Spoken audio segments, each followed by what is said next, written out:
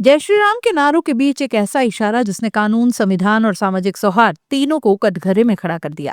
धर्म के नाम पर शक्ति प्रदर्शन, आस्था के नाम पर आक्रोश और सवाल ये कि क्या प्रतीक भी हथियार बन चुके हैं।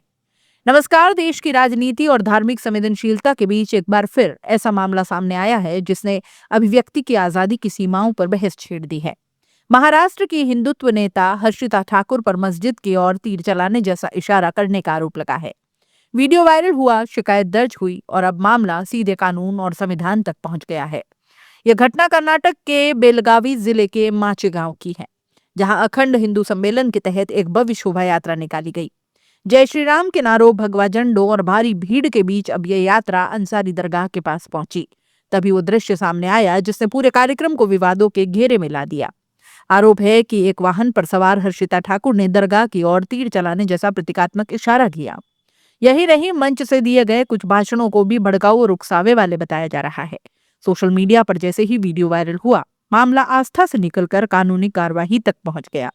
शिकायतकर्ता अब्दुल कदर मुजावर ने ग्रामीण पुलिस थाने में रिपोर्ट दर्ज कराई, जिसमें कहा गया कि इस कृत्य से दूसरे समुदाय की धार्मिक भावनाएं आहत हुई हैं और इससे इलाके में सांप्रदायिक तनाव फैल सकता है। पुलिस ने इस शिकायत पर हर्षिता ठाकुर समेत 7 लोगों के खिलाफ एफआईआर दर्ज कर ली। पुलिस के मुताबिक इस मामले में जिन लोगों को आरोपी बनाया गया है उनमें शामिल है सुप्रीत सिंपी, श्रीकांत कांबले, बिटप्पा तारिहाल, शिवाजी शाहपुरकर, गंगाराम ताहिराल और मलप्पा। इन सभी पर आरोप है कि कार्यक्रम के दौरान ऐसे कृत्य और भाषण दिए गए जो धार्मिक सौहार्द बिगाड़ सकते हैं। अब बहस का सबसे बड़ा मुद्दा यही है कि क्या सिर्फ एक इशारा, क्या प्रतीकात्मक तीर, क्या नारे और मंच से बोले गए शब्द कानून के दायरे में आते हैं। कानूनी जानकारों का कहना है कि अगर कोई प्रतीक किसी समुदाय को डराने, नीचा दिखाने या भड़काने का काम करता है तो वो अभिव्यक्ति की आजादी नहीं होता, बल्कि आईपीसी और कानून का उल्लंघन माना जा सकता है। अब वही सवाल जो हर संवेदनशील मामले में उठता है कि अगर यही हरकत किसी दूसरे समुदाय के नेता ने की होती तो फिर क्या प्रतिक्रिया होती।